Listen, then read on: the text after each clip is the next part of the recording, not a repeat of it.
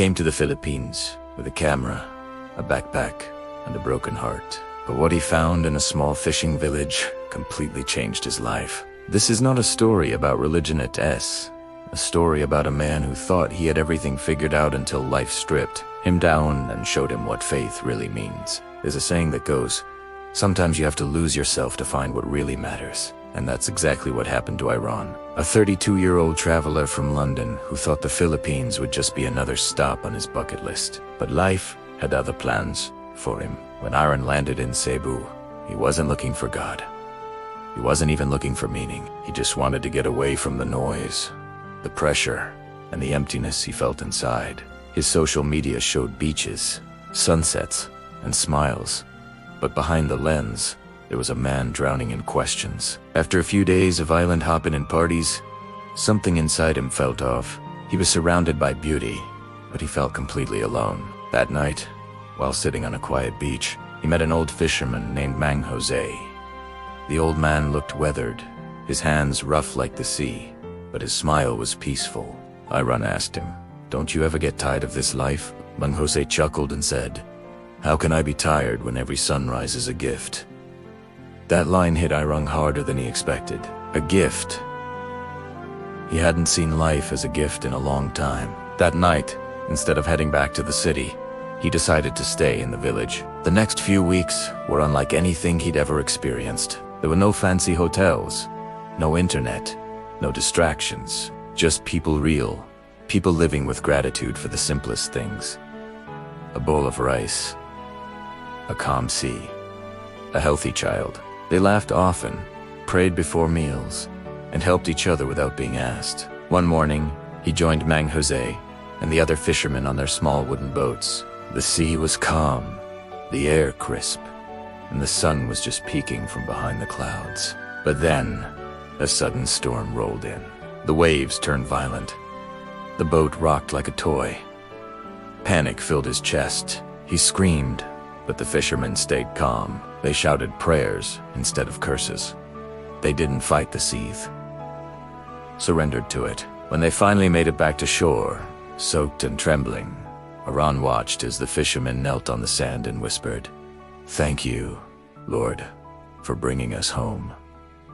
He couldn't believe it. They almost died, and they were saying thank you. That night, he couldn't sleep. He thought about how he had blamed life for everything that went wrong, how he had taken everything good for granted. Over the next few days, he started helping around the village. He learned how to fish, how to cook rice over a fire, how to laugh without needing a reason. And every night, they would gather around the fire and tell stories.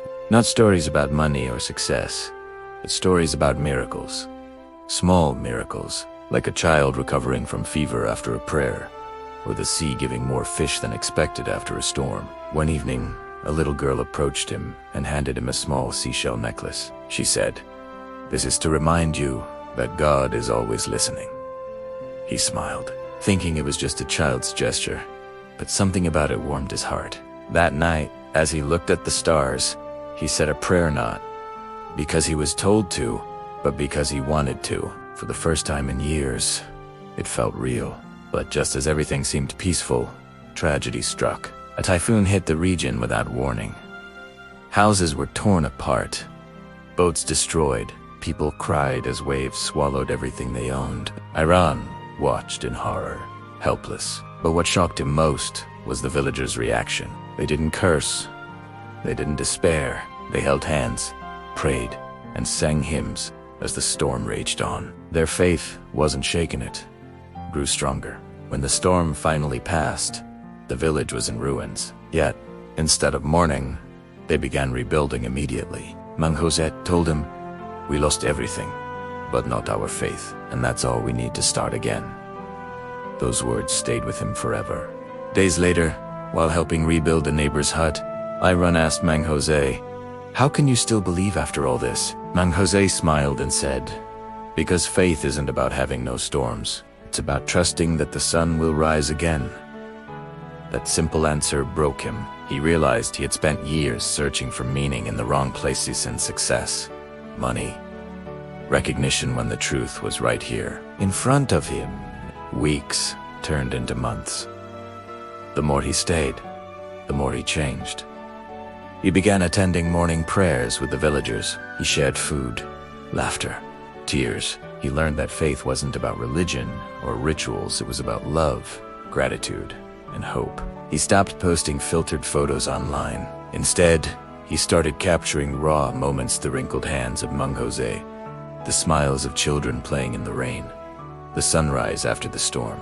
Then came the day he had to leave. The villagers threw a small gathering, singing songs and cooking fish. Before he left, Mang gave him a wooden cross carved from a piece of his old boat. "To remind you," he said, "that faith keeps us afloat, even when the waves get rough."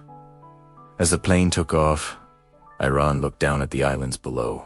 The same sea that once scared him now looked peaceful. He realized that he didn't find God in a church or a temple. He found him in the kindness of strangers, in the resilience of the poor, in the laughter of children who had nothing yet gave everything. Months after returning to London, Iraan was no longer the same man. His friends noticed he smiled more, stressed less, and spoke about life differently. He no longer chased material things. He started a small foundation to help rebuild the village that had changed his life. He named it Project Faith. One evening, while giving a talk, someone asked him, "So, did you really find God in the Philippines?" He smiled and said, "No. God was always there. I just needed to open my eyes." The story of Iraan isn't just about faith, it's about awakening. It is about realizing that sometimes you have to be stripped of everything before you can see what truly matters. The Philippines didn't just change his beliefs, it changed his heart. He went there searching for peace and found something greater. He found purpose. He found family.